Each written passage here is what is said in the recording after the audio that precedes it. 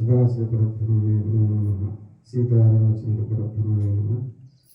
ఈరోజు శ్రావణ మాస సందర్భంగా ఈ యొక్క నాగర కర్నూలు పట్టణంలో భక్తులైనటువంటి రాజు దంపతులు వాళ్ళ యొక్క తల్లిదండ్రుల యొక్క ఆశీర్వాదం వల్ల, గురువు గారి యొక్క ఆశీర్వాదం వల్ల ఈ యొక్క దైవ కార్యాన్ని జరపడం జరుగుతుంది. వారు ఇప్పుడే కాకుండా గత 10-20 సంవత్సరాల క్రితం నుంచి కూడా నాన్నగారిని పిలుచుకొని ప్రతి సంవత్సరం గీతాపారాయణం చేస్తూ భగవద్భక్తులను అందరూ పిలిచి ఈ యొక్క కార్యక్రమం జరిపేవాళ్ళు. అదే ఆచార ప్రకారంగా ఈ సంవత్సరం కూడా శ్రావణ మాసం చేయాలని సంకల్పం చేసుకొని మనందరినీ ఆహ్వానించడం జరిగింది. మరి అదే విశేషంగా ఈ భగవద్గీత పారాయణతో పాటుగా హనుమాన్ చాలీసా పారాయణం చేయాలని సంకల్పం జరిగి ఆయన చూశాడు చాలా చోట్ల. ఇది కూడా జరపాలని ఆయన యొక్క కోరిక మేరకు మనం అందరం వచ్చి ఈ యొక్క దైవకారంలో పాల్గొన్నాము. అయితే శ్రావణ మాసం చాలా విశేషమైందనమాట. ఈ యొక్క ఉత్తర భారత్లో, దక్షిణ భారతంలో అంటే ఇక్కడ లేదు కొంతవరకు, కానీ ఈ యొక్క మన హైదరాబాద్ దాటిసార్లు కర్ణాటక, మహారాష్ట్ర మొదలుకొని శ్రావణ మాసం వచ్చిందంటే వాళ్ళకు ప్రతిరోజు పండుగ. శ్రావణ మాసం వచ్చిందంటే 30 రోజులు మహాపండుగ, మామూలు పండుగ కాదు. వాళ్ళ ఆహార నియమాలు కానీ, వాళ్ళ ఆచార విచారాలు కానీ చూడండి. నిన్న మేము వస్తున్నాము ఎక్కడి నుంచి, భూత్పూర్ నుంచి వస్తుంటే ఆ కర్ణాటక, మహారాష్ట్ర నుంచి బండ్లు సందు లేవు, మాకు సంధి లేవు, అటువంటి బండ్లు వస్తున్నాయి చూడు శ్రీశైలం దర్శనానికి. ఎందుకంటే వాళ్ళు విశేషంగా శ్రావణ మాసం చాలా విశేషంగా అనమాట పవిత్రం చేసుకుంటారు.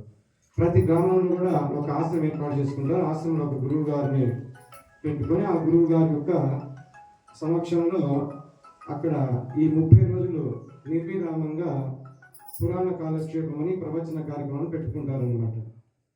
కాబట్టి మహా పర్వదినం. అయితే శ్రావణ మాసం, శ్రవణం అంటే వినడం.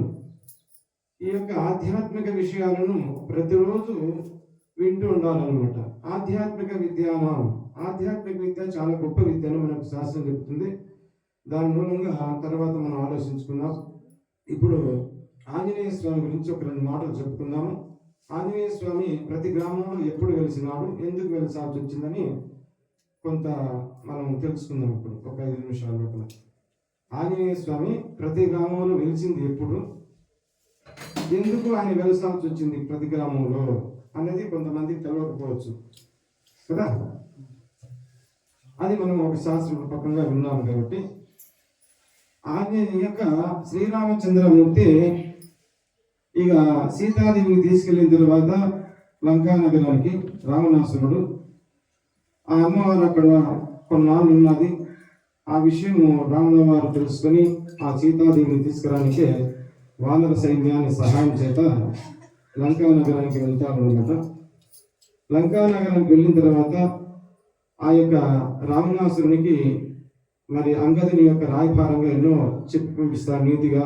ఈ యుద్ధము చేయకుండా వాళ్ళు సుఖంగా ఉండని, వాళ్ళు కూడా లంకానగరంలో మరి సీతాదేవిని వదిలిపెడితే నేను తీసుకుని వెళ్తాను అని చెప్తాడు. రాయభారిగా పంపిస్తాడు. ఆ మాట విన్నాడు రావణాసురుడు. వినక అజ్ఞానంతో ఉన్నాడు కాబట్టి వినకుండా యుద్ధమే చేయాలని నిర్ణయం చేసుకొని తర్వాత యుద్ధానికి మరి ఈ యొక్క వానర సైన్యాలంతా ఎంట పెట్టుకొని పోతాడు. పోయి ఆ యొక్క లంకానగరాన్ని మొత్తం సర్వనాశనం అయిపోతుంది అనమాట. అది బ్రాహ్మణ హత్య జరుగుతుంది. వాళ్ళు ఎవరంటే పులస్త బ్రహ్మ యొక్క మనుమడు అన్నమాట ఈ యొక్క రావణాసురుడు.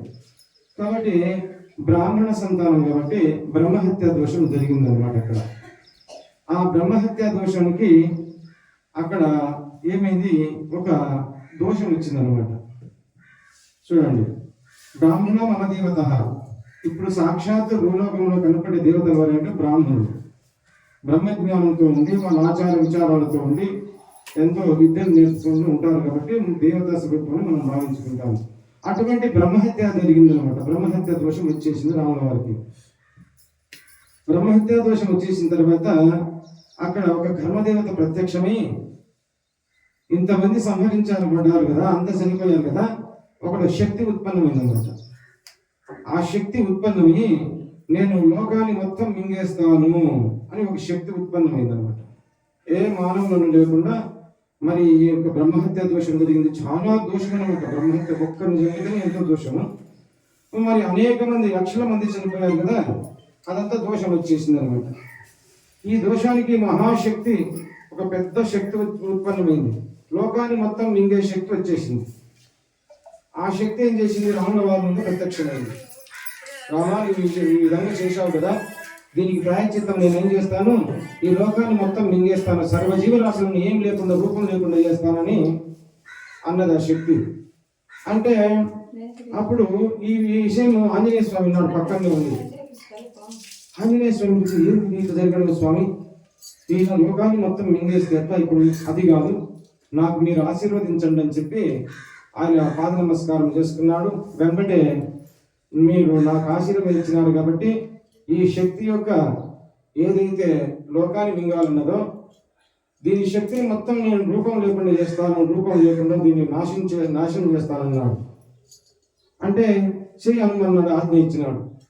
అంటే ఎప్పుడైతే చేయని ఆజ్ఞ ఇచ్చాడో ఈ శక్తి ఎప్పుడైతే ప్రతి గ్రామంలో పోయి ప్రతి మానవులను లేకుండా మొత్తం మింగేయాలని ప్రతి సంకల్పం చేసిందో, ఈ ఆంజనేయ స్వామి ఏం చేశాడు, ప్రతి గ్రామంలో ఈ శక్తి కన్నా ముందే పోయి అక్కడ ప్రతి గ్రామంలో పోయి గెలిచినాడు అన్నమాట.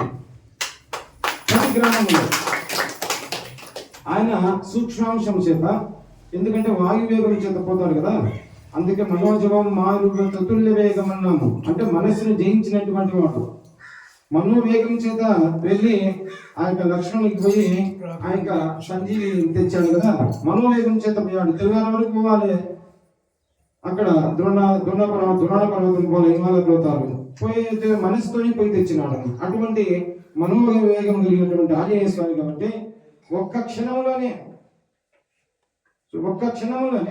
ఈ ప్రపంచం మొత్తంలో ప్రతి గ్రామంలో ఆయన మూల విరాటుగా స్వయంగా వెలిసిపోయాడు అనమాట. మూల విరాటుగా ఎవరైనా ప్రతిష్ఠించినాడు కదా, ఆ సమయంలో మూల విరాటుగా వెలిచినాడు.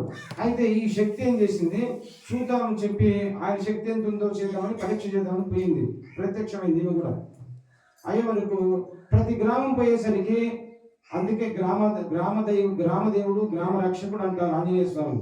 ఆంజనేయ స్వామి గ్రామం లేని ఊరే ఉండదు అనమాట. అడుగు లేదంట. 4 ఇండ్లు ఉన్నాడు ఆంజనేయ స్వామి పెట్టుకుంటారు, అడుగు లేదంట. చూడండి. అందుకొరకు ఆంజనేయ స్వామి ప్రతి గ్రామంలో వెళ్ళేసరికి ఈ యొక్క శక్తి పోయి చూసేసరికి ఈ నా శక్తి ఏం పనికిరాదని చెప్పి తిరిగి అలసిపోయి సులిసిపోయి ఇక ఆ స్వామికి దాసి అయిపోయింది అన్నమాట ఈ శక్తి. స్వామి, నేను ఓడిపోయాను కాబట్టి మీరు జయించుకున్నాను, మీదే జయమగునుగా కానీ ఆ యొక్క శక్తి ఏం చేసింది, ఇక మాయమయ్యి వెళ్ళిపోయింది అనమాట. అటువంటి శక్తి మరి ఆంజనేయ స్వామి యొక్క దివ్యమైనటువంటి శక్తి.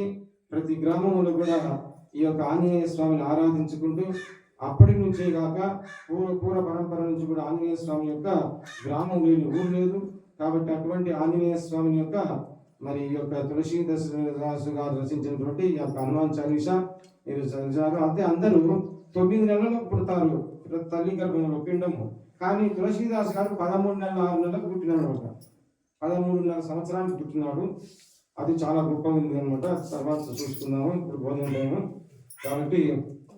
మరి అటువంటి ఆ యొక్క హనుమాన్ చాలీసా మరి ఎన్నో దుష్ట శక్తులు, ఎన్నో గ్రహాలు ఉన్నా కానీ అన్ని దూరం అయిపోయి ఆ ఇల్లు పావనమవుతుంది, ఊరు పావనమవుతుందని మనకి హనుమాన్ చాలీసాగా విన్నాం. కాబట్టి ఇటువంటి శ్రావణ మాస సందర్భంగా మరి ఈ యొక్క భక్తులైనటువంటి మనందరినీ పిలిచి ఆహ్వానం చేసి మరి మనందరికీ ఈ యొక్క దైవ కార్యంలో పాల్గొనేటువంటి చేసినాడు. కాబట్టి ఆ దైవము భగవంతుడు, ఆ సద్గురుమూర్తి సీతారామచంద్ర ఆంజనేయ స్వామి మరి వాళ్ళందరూ కూడా ఆరోగ్యం ఇచ్చి, అష్టైశ్వర్య సుఖభోగం ఇచ్చి, ఆత్మ సాక్షాత్కార జ్ఞానం ఇచ్చి ఎల్లప్పుడూ కాపాడుగాక. హరి ఓం తస్సత్. హరి ఓం తస్సత్.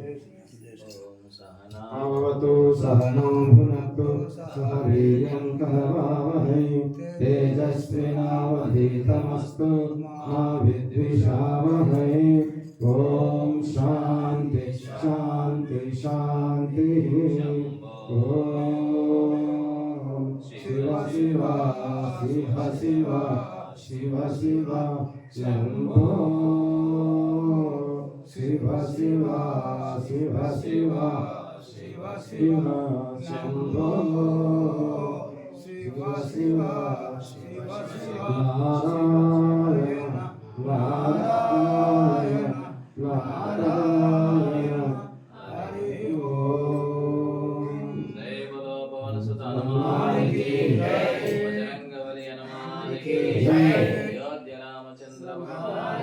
భగవద్గీతా మాతా కీ జై, గోపాల కృష్ణ భగవాన్ కీ జై, సద్గురునాథ భగవాన్ కీ జై, హర నమ పార్వతీ అందరూ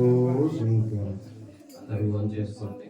తర్వాత మూడవ శతకం గీతా పారాయణం చేసుకుని మా భోజనం అయిన తర్వాత మూడవ శతకం పారాయణం, తర్వాత సాయంకాలం మహామంగళం.